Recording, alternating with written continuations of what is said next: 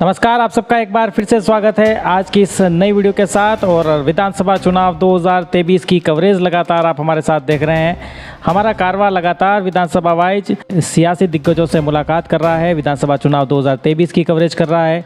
जो विधायक के प्रत्याशी हो सकते हैं उनसे जनता से जुड़े सीधे सवाल उनसे पूछ रहा है। इसी सिलसिले में आज हमारा कारवा पहुँचा है राजस्थान की एक और महत्वपूर्ण सीट उदयपुर में। और उदयपुर में भारतीय जनता पार्टी के दिग्गज नेता गुलाब चंद कटारिया यहाँ से विधायक थे। और अब भारतीय जनता पार्टी ने जब उन्हें असम का राज्यपाल बनाकर यहाँ से असम भेज दिया तो उसके बाद वहाँ से उनकी सीट खाली हो चुकी है। गुलाब चंद कटारिया न केवल एक विधायक थे बल्कि मेवाड़ की सियासत के इतने बड़े दिग्गज थे कि भारतीय जनता पार्टी को यहाँ जमाने में उनकी महत्वपूर्ण भूमिका थी। आज हमारे साथ भारतीय जनता पार्टी के नेता अतुल जी चंडालिया साहब हैं। आज उनसे बात करेंगे उदयपुर और राजस्थान की राजनीति में भारतीय जनता पार्टी की क्या तैयारी है और 2023 के चुनाव को पार्टी कैसे फेस करेगी। सर, बहुत स्वागत है आपका। बहुत बहुत धन्यवाद आपका। सर, विधानसभा चुनाव 2023 पे बात करें उससे पहले हाल ही में अमित शाह जी का मेवाड़ में दौरा हुआ। भारतीय जनता पार्टी ने बहुत ज़बरदस्त इंतज़ाम करने की कोशिश करी और सफल आयोजन उन्होंने करवाया। तो अमित शाह जी का मेवाड़ दौरा 2023 चुनाव का आगाज़ मेवाड़ से किया है, तो इसके क्या मायने हैं और आप लोग कैसे देखते हैं? जैसा कि पूरी राजस्थान की जनता को और सारी पॉलिटिकल पार्टियों को पता है कि जो पार्टी मेवाड़ जीतती है वो राजस्थान में सरकार बनाती है। ये शुरू से ही ऐसा ही होता आया है कि मेवाड़ जो जीतेगा वो राजस्थान में सरकार बनाएगा। ये महाराणा प्रताप की धरती है, प्रभु एकलिंगनाथ की धरती है। और यहाँ से अगर किसी भी चीज़ की किसी भी कुछ भी कह दें आप, उसकी शुरुआत अगर इस धरा से होती है और इस महाराणा प्रताप की धरती से होती है तो इसमें 100% सफलता मिलती है। तो उसमें चुनाव का शंखनाद भारतीय जनता पार्टी का मेवाड़ और राजस्थान जीतने के लिए कल से कदम बढ़ा दिए। पिछले 5 सालों में राजस्थान में मुख्यमंत्री अशोक गहलोत जी की जो सरकार रही है उसमें आपको क्या लगता है कि कैसे भाजपा इस चुनाव में माहौल बना पाएगी, कि क्या ऐसे मुद्दे हैं जिसमें अशोक गहलोत जी फेल रहे, सरकार काम नहीं कर पाई और जनता की उम्मीद पूरी नहीं कर पाई? किसानों का जो ऋण माफ़ी का एक मुद्दा था कि आदरणीय जब यहाँ से चुनाव लड़े और राहुल गांधी जी जब यहाँ पर राजस्थान में आए थे तब उन्होंने कहा था कि 10 गिनते ही मैं किसानों का ऋण माफ़ कर दूंगा। वो मेरे हिसाब से 4.5 साल से ज़्यादा कांग्रेस की सरकार को हो गए, वो अभी तक यहाँ हुआ नहीं। गैस की टंकी के अंदर सब्सिडी की बात हुई, आप किसी भी घर वाले के पास जाके पूछ लें, जो टंकी का सब्सिडी 200 रुपया केंद्र सरकार आदरणीय मोदी जी के वहाँ से रिलीज़ हो रही है, वही आज की तारीख के अंदर रिबेट मिल रही है। राज्य सरकार की तरफ से कोई रिबेट नहीं मिली। लाइट का बिल आप किसी भी, जो आप बोलते हैं ना कि 1000 यूनिट से नीचे 100 यूनिट के नीचे बिजली का बिल नहीं आएगा, ये नहीं होगा, 101 होते ही तो आ जाएगा। तो आज की तारीख में जो भी बढ़े हुए बिल अभी आपने देखे होंगे पिछले 2 महीने में, इतनी रेट कभी थी नहीं। आपने घोषणाएं कर दी, जिले बना दिए, बहुत अच्छा है, पर घोषणा करना और उसका इम्प्लीमेंट करना, उसका इंफ्रास्ट्रक्चर खड़ा करना, उसमें काम करने वाले अधिकारियों को लाना, अभी तो यही डिसाइड नहीं है कि कौन सी तहसील कहाँ जाने वाली है, तो कौन सा गांव कहाँ जाने वाला है, ये तो अभी तक कुछ भी पता नहीं है। तो मुझे नहीं लगता कि सिर्फ घोषणा कर देने से जनता इधर उधर हो जाती है। जनता सब चीज़ समझती है। और ये तो मेवाड़ की धरती है, यहाँ हमें फ्री में कुछ भी नहीं चाहिए होता है। हम स्वाभिमान से जीने वाले लोग हैं, स्वाभिमान हमारे लिए सबसे बड़ा है। तो आज की तारीख के अंदर क्या सरकार बेरोजगारों के लिए कर रही है, किसानों के लिए कर रही है या आम व्यक्ति के लिए कर रही है? आज महिला सुरक्षा आपको पता है कि आज की तारीख में क्या स्थिति है। मुख्यमंत्री अशोक गहलोत लगातार लोक लुभावनी योजनाएं भी कर रहे हैं और गुलाब चंद कटारिया जी के मेवाड़ से जाने के बाद वो इस स्थिति को अच्छे से समझते हैं कि अब मेवाड़ में भारतीय जनता पार्टी का कोई ऐसा बड़ा नेता नहीं है जो कांग्रेस को टक्कर दे। तो उस वैक्यूम को फ़ायदा लेने के लिए गहलोत जी लगातार मेवाड़ दौरा कर रहे हैं। हर 15 दिन में उदयपुर, सलूम्बर, बांसवाड़ा, डूंगरपुर उनका दौरा होता है। तो गुलाब चंद कटारिया जी के यहाँ से जाने से पार्टी को नुकसान होगा और जिस उम्मीद से गहलोत साहब यहाँ दौरे कर रहे हैं, आपको क्या लगता है कि उसका कितना फ़ायदा कांग्रेस को मिलेगा? की जनता आदरणीय गहलोत साहब से यही पूछना चाह रही है कि क्या गुलाब जी भाई साहब के जाने के बाद ही आपको मेवाड़ की याद आई? क्या गुलाब जी भाई साहब के जाने के बाद ही आपको वागड़ की याद आई? या यहाँ के रास्ते अब अच्छे हुए कि आप अब 7 बार 6 बार यहाँ पधारे हैं? गुलाब जी भाई साहब ने 40 से 45 साल 50 साल भारतीय जनता पार्टी को यहाँ पर अपने दम पे खड़ा किया। एक एक कार्यकर्ता को, एक एक मोहल्ले के कार्यकर्ता को, एक एक गांव ढाणी जो उदयपुर से 400 किलोमीटर दूर है, 300 किलोमीटर दूर है, 200 किलोमीटर दूर है, उस हर कार्यकर्ता को वो उसके नाम से जानते थे, उसके काम से जानते थे। कटारिया साहब के यहाँ रहते हुए कांग्रेस कभी भी यहाँ पर ऊपर नहीं उठ पाई। अब कटारिया साहब यहाँ से चले गए तो उसका एक मौका बुलाने के लिए, कि मैंने आपको पूर्व में भी कहा कि मेवाड़ जीतना है और सरकार बनानी है, तो इसलिए अभी इतने दौरे उन्होंने 2 महीने में कर लिए और आगे आने वाले समय में भी गहलोत साहब मेरे को लगता है कि यहीं ज़्यादा समय निकालने वाले हैं, क्योंकि उन्हें लगता है कि भाई यहाँ से ज़्यादा सीटें जीतेंगे तो हमारी सरकार फिर रिपीट हो जाएगी। पर भारतीय जनता पार्टी में कटारिया साहब अपने पीछे एक बहुत बड़े कार्यकर्ताओं की एक फौज तैयार करके गए। एक एक कार्यकर्ता 100 कार्यकर्ताओं के रूप में काम कर रहा है, काम करेगा, और मेवाड़, वागड़ और राजस्थान 100% भारतीय जनता पार्टी की सरकार इस 2023 के अंदर आदरणीय मोदी जी के नेतृत्व में 100% बनेगी। गुलाबचंद कटारिया जी के रहते तो यहाँ पर भारतीय जनता पार्टी के किसी नेता ने उनके आगे जाने की कोशिश नहीं की, और उनका कद इतना बड़ा था कि कोई कोशिश कर भी नहीं सकता था। लेकिन अब उनके जाने के बाद कांग्रेस को ये उम्मीद है कि अब जो भाजपा है उसका जो स्ट्रॉन्ग वोट है, महाजनों का स्वर्ण वोट जो माना जाता है, या व्यापारी वर्ग का जो वोट है, उसमें बहुत सारे ऐसे नेता हैं जो विधायक बनना चाहते हैं, विधायक की दौड़ में शामिल हैं, तो इसमें फूट होगी और जो उनका वोट है उसमें बिखराव होगा और इसका फ़ायदा कांग्रेस को मिलेगा और उदयपुर की सीट कांग्रेस अपनी झोली में डालेगी। आप कैसे देखते हैं? भारतीय जनता पार्टी एक परिवार है, 36 ही वर्ग समाज के लोगों की पार्टी है। ये किसी पर्टिकुलर किसी एक व्यक्ति की या किसी एक जाति की पार्टी नहीं है। बात गुलाबचंद जी कटारिया के चुनाव लड़ने की, तो हाँ, उनके यहाँ होने से और उनके यहाँ चुनाव लड़ने से फर्क तो पड़ता था। जैसा आपने कहा कि यहाँ पर फूट है, फूट यहाँ पे कुछ भी नहीं है। यहाँ हर आदमी संगठन के अंदर में रह के ही काम करता है। टिकट प्राप्त करने के लिए अगर उसकी किसी की इच्छा है और अपनी वो अगर इच्छा को जाहिर करता है सही और सीधे तरीके से, तो इसमें कुछ गलत नहीं है। टिकट मिलने के बाद मैं आपको गारंटी के साथ कह सकता हूँ कि जितने भी पार्टी के बड़े पदाधिकारी हैं या छोटा कार्यकर्ता है, जिसको भी टिकट मिलेगा, हर व्यक्ति भारतीय जनता पार्टी का कार्यकर्ता जो भी सिंबल लेके आएगा, उस कार्यकर्ता को जिताने के लिए, उस पार्टी को जिताने के लिए तन मन और धन के साथ यहाँ पर भारतीय जनता पार्टी के जो भी प्रत्याशी होगा उसके लिए काम करेगा। आदरणीय गुलाब जी भाई साहब ने 44 साल 45 साल में हम लोगों को शिक्षा ही यही दी है। पार्टी जैसी आज है वैसी एक साथ मिलकर भारतीय जनता पार्टी को 100% यहाँ से उदयपुर विधानसभा से जीता के भेजेंगे। अब विधायक की बात करें तो बहुत सारे उम्मीदवार उदयपुर में हैं, इसमें से एक नाम आपका भी विधायक पद के लिए चलता है कि अतुल जी चंडालिया पूर्व में पार्षद रह चुके हैं, 15-20 साल से आपका राजनीतिक करियर है। लेकिन ये भी माना जाता है कि आपके गुलाबचंद जी रिश्तेदार भी लगते हैं, तो क्या उसका फ़ायदा आपको मिलेगा या फिर आपको लगता है कि बैकडेंट कर जाएगा आपको कि रिश्तेदार होने की वजह से आपको टिकट ना मिले, या फिर अगर मिले तो क्या क्राइटेरिया रहेगा? मैं 19 साल से भारतीय जनता पार्टी की सक्रिय राजनीति में हूँ। ऐसा नहीं कि मार्च में भाई साहब गए और मैं आया, ऐसा नहीं था।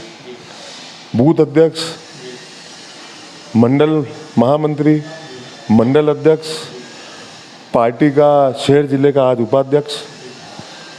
जब मैं 9th में पढ़ता था तो आप सोच सकते हैं मेरी उम्र कितने साल की होगी। तब आदरणीय गुलाब जी भाई साहब बड़ी सादड़ी से चुनाव लड़े। उस समय मैं 9th में था।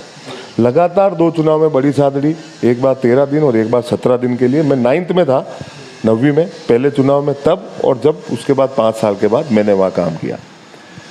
किरण जी माहेश्वरी ने जब यहाँ MP का चुनाव लड़ा तब भी मैंने उनके लिए काम किया, भारतीय जनता पार्टी के लिए काम किया। 2003 में कटारिया साहब जब यहाँ आए तब से लगाकर जो भारतीय जनता पार्टी के मैंने काम किया। दिवाली में मेरा निवास था तो वहाँ पे जितने भी भारतीय जनता पार्टी के पार्षद लड़े तो मैंने भारतीय जनता पार्टी के लिए वहाँ पे भी काम किया। भाई साहब गए हैं और मैं आज आया हूँ ऐसा नहीं है, मेरे को भी भारतीय जनता पार्टी में लगातार सक्रिय रूप से काम करते हुए 19 साल हो गए। आम कार्यकर्ता की तरह आपने काम किया है, आपका ये कहना है? आप लोग देख ही रहे हो इतने सालों में कि मैंने बूथ अध्यक्ष से अपना काम चालू किया और आज मैं संगठन ने इतना बड़ा मुझे दायित्व दे रखा है कि मैं शहर का जिला उपाध्यक्ष हूँ, पूरे शहर जिले का। तो मैं ग्रास रूट से ही मैंने काम किया। अमित शाह जी के दौरे में आपकी कुछ तस्वीरें सामने आई जिसमें पूर्व मुख्यमंत्री वसुंधरा राजे जी के साथ बड़े सहज रूप से आप बात करते नजर आए। अमित शाह जी के साथ सेल्फी आपकी नजर आई। तो क्या ये कोई पॉलिटिकल सेटलमेंट है या फिर एक सहयोग था? क्या बात क्या हो रही थी? अब इससे आप पॉलिटिकल तो मेरे हिसाब से तो कुछ था नहीं।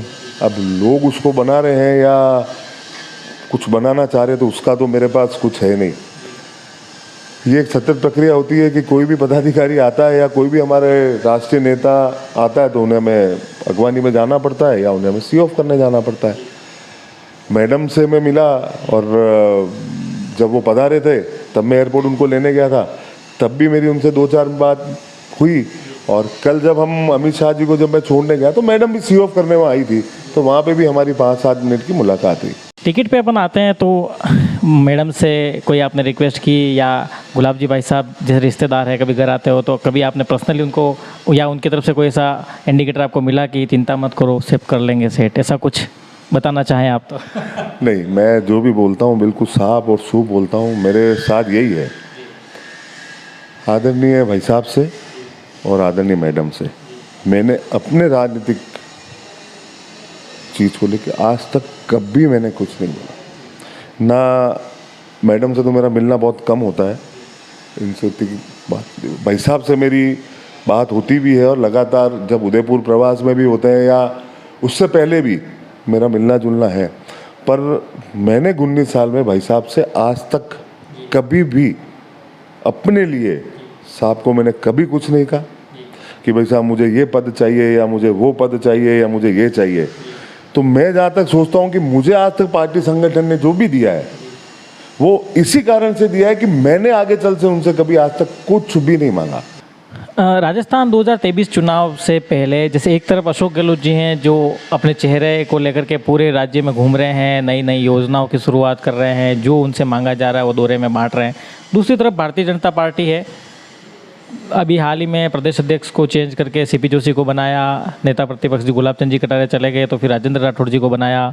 वसुंधरा जी का पूर्व मुख्यमंत्री हैं लेकिन अभी तक सीएम चेहरा कोई भी डिक्लेयर भाजपा कर नहीं पाई। तो क्या भारतीय जनता पार्टी बिना किसी सीएम चेहरे के अशोक गहलोत जी का मुकाबला कर लेगी या फिर भारतीय जनता पार्टी का नेतृत्व कौन करेगा? मैं एक एक करके आपकी बात का जवाब देता हूँ। आपने कहा जैसे अशोक गहलोत जी अपने चेहरे पे, वो स्वयं अपने खुद का चेहरा पार्टी में उन्होंने बना रखा है। उनका और पायलट साहब के बीच में क्या चल रहा है वो मेरे हिसाब से इस राजस्थान में रहने वाला बच्चा खुद जानता होगा। अपने आप को सेल्फ प्रेजेंट करना और दूसरे को भी अपने आप को प्रेजेंट करना, दोनों के बीच में, दोनों के मंत्रियों के बीच में, दोनों के कार्यकर्ताओं के बीच में पार्टी संगठन में क्या चल रहा है उनकी वो जानते हैं। रही बात भारतीय जनता पार्टी की, तो भारतीय जनता पार्टी का हर प्राथमिक सदस्य और हर सक्रिय सदस्य मुख्यमंत्री बनने का रखता है। बट जो होता है वो हमारी कोर कमेटी, हमारे राष्ट्रीय अध्यक्ष जी, हमारे प्रदेश अध्यक्ष जी, आदरणीय मोदी जी और जो राष्ट्रीय कोर कमेटी बैठती है वो करती है। इसके आपने बहुत सारे उदाहरण देखे होंगे, चाहे आपने हरियाणा वाला उदाहरण देखा हो, चाहे आपने गुजरात वाला उदाहरण देखा हो। तो ये पार्टी किसको कब कहाँ बना दे और कहाँ से ले जाके कहाँ बिठा दे, ये भारतीय जनता पार्टी का एक काम करने का तरीका है कि चाय बनाने वाला जब देश के सर्वोच्च शिखर प्रधानमंत्री पर बैठ सकता है तो कोई भी व्यक्ति जो भारतीय जनता पार्टी का काम करता है वो कल कहीं का भी मुख्यमंत्री बन सकता है। दूसरा रही उदयपुर की बात। उदयपुर में भी हमारी कोर कमेटी होती है, उदयपुर में हमारे जिला अध्यक्ष जी होते हैं। ये अपनी सारी बात प्रदेश को पहुंचाते हैं, प्रदेश वाले क्या लेते हैं क्या करते हैं। बाकी कार्यकर्ताओं को आदरणीय कटारिया साहब ने इतना ठोक बजा के यहाँ पर गढ़ा है कि हर कार्यकर्ता यहाँ पर एमएलए का चुनाव आप किसी को भी भारतीय जनता पार्टी का सिंबल दोगे, वो मेहनत के साथ और सबको साथ में लेकर इस लायक आदरणीय गुलाब जी भाई साहब सबको बना के गए कि वो यहाँ का विधायक बन सकता है। पर कौन लड़ेगा इसका फैसला भारतीय जनता पार्टी के उच्च पदाधिकारी करते हैं और अभी भी वही करेंगे। उदयपुर की जहाँ तक बात है, बहुत सारे विधायक प्रत्याशियों का नाम चलता है जिसमें आपका नाम भी विधायक के लिए चलता है, तो क्या आपकी क्या तैयारी है टिकट लेने को लेकर और विधायक बनने की कितनी जल्दी है आपको विधायक बनने की? मुझे विधायक बनने की कोई जल्दी नहीं है। रही तैयारी की बात, भारतीय जनता पार्टी 24 घंटे तैयारी रहती है। हमारे यहाँ जिला, जिले के बाद मंडल, मंडल के बाद बूथ, बूथ के बाद बूथ समितियाँ, बूथ समिति के बाद पन्ना प्रमुख, पन्ना समिति, ये काम 5 सालों से चल रहा है। हम 2024 के चुनाव की तैयारी 2019 में ही कर चुके हैं, इसलिए हमें तैयार होने की ज़रूरत नहीं है। आज से 1 महीने बाद या कल ही अगर चुनाव की घोषणा हो जाती है तो भारतीय जनता पार्टी का हर कार्यकर्ता ने इतनी मेहनत और इतने कागज पोत रखे हैं कि हम कल ही चुनाव के अंदर उतर सकते हैं। उदयपुर के ऐसे कौन से मुद्दे हैं जिस पे आपकी नज़र है और अगर आपको मौका मिलता है तो आप उस पर काम करना चाहेंगे? उदयपुर पर्यटक की नगरी है और मुझे बहुत सीरियस ये लगता है कि उदयपुर का पूरे दुनिया में एक्सपोजर जो है बहुत ज़्यादा है। हर आदमी, बाहर से आने वाला, विदेशों में रहने वाला आदमी इस उदयपुर को यूँ समझ लीजिए कि आप राजस्थान का कश्मीर समझता है। तो पर्यटक की दृष्टि में यहाँ के पर्यटक बढ़ेगा तो रोजगार बढ़ता है। तो यहाँ पे बहुत सारे कार्य ऐसे हैं जो पर्यटकों की दृष्टि से कर सकते हैं। दूसरा, स्टोन इंडस्ट्री यहाँ पर बहुत बड़ी है। आसपास के क्षेत्रों में स्टोन इंडस्ट्री बहुत बड़ी है, क्योंकि हमारे यहाँ इस धरती में इसी तरीके का सोना निकलता है जो विदेशों में भी जाता है। तो उन लोगों के लिए, उन व्यापारियों भैया के लिए अपन क्या कर सकते हैं? सबसे ज़्यादा रोजगार जो देती है वो आज यही इंडस्ट्रियाँ देती है। बाकी जो काम है वो नगर निगम, यूआईटी और ये सब कर ही रही है। इंटरनेशनल एयरपोर्ट बन ही चुका है। उसके बाद बहुत जल्दी यहाँ से फ्लाइट भी चालू हो जाएगी। रेलवे स्टेशन के लिए 1 नंबर का स्टेशन बनाने के इतने पैसे गवर्नमेंट ने दे ही दिए हैं। अहमदाबाद वाली ट्रेनें चली चुकी है। झीलों के लिए जो हो सकेगा वो करना है।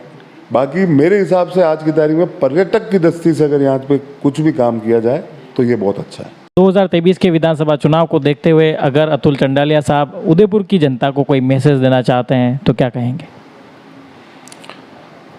मैं सिर्फ यही कहना चाहता हूँ कि जो पार्टी सबको साथ लेके चले, जो पार्टी सबको सुरक्षा दे सके, जो पार्टी इस राज्य का, अपने शहर का, अपने प्रदेश का और भारत का विकास कर सके, पूरी दुनिया में हमारा मान ऊंचा कर सके, मुझे लगता है कि आपको अपने दिल पे हाथ रखकर भारतीय जनता पार्टी के पक्ष में आपको मतदान करना चाहिए। तो आज थे हमारे साथ अतुल चंडालिया साहब। ये भारतीय जनता पार्टी के उदयपुर शहर विधानसभा सीट के एक बड़े कार्यकर्ता हैं और 2023 विधानसभा चुनाव पर सर ने खुलकर हमारे साथ बात की। और राजस्थान विधानसभा चुनाव की कवरेज लगातार आप हमारे साथ देख रहे हैं। मुख्यमंत्री अशोक गहलोत लगातार राजस्थान में कोने कोने में घूम रहे हैं, तो वहीं भारतीय जनता पार्टी ने अपने बड़े नेता गृह मंत्री अमित शाह के नेतृत्व में मेवाड़ से राजस्थान के चुनाव का सियासी भूगोल फूंक दिया है। ऐसे ही चुनावी कवरेज आप तक पहुंचती रहेगी। हमारे साथ जुड़ जाइए और राजनीति के जुड़े तमाम सारे अपडेट्स पाने के लिए चैनल को करिए सब्सक्राइब और देखते रहिए खबर आप तक। आपका दिन शुभ हो। धन्यवाद।